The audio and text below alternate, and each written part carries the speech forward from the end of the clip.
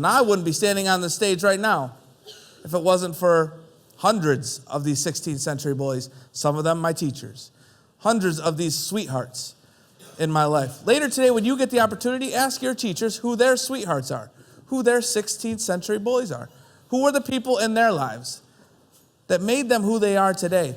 They wouldn't be who they are today if it wasn't for that person that pushed them in the morning to get out of bed, that person that pushed them in school, on the practice field, on the court, in the pool, when they were dealing with something really difficult in their life, that person that pushed them to help them get through it. Ask them who that is.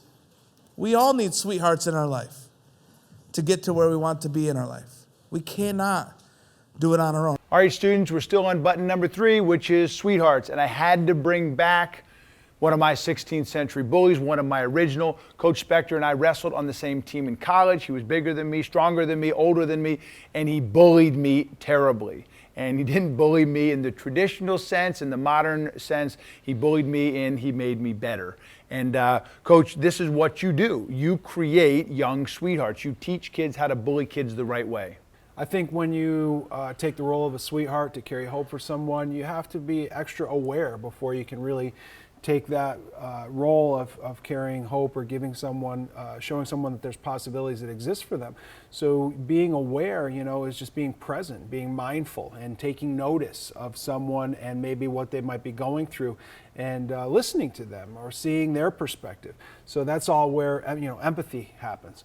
I think along with being aware and noticing things that people might be going through, I think there's little actions you can take that are persuasive and specific, and we use the word authentic in engaging people. So in whatever the situation is, I think to myself, how can this young person be authentic? How can they be specific?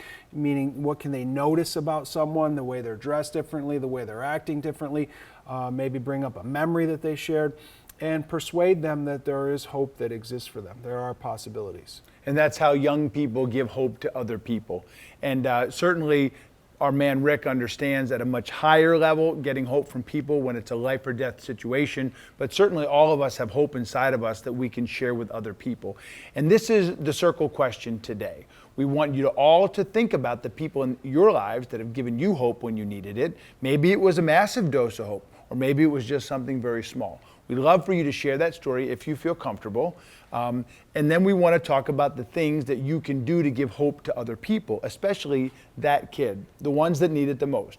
So there's your circle question today. Get in your circle, talk about your 16th century bully, the person that gave you hope, and then talk about the things that you can do to give hope to other people.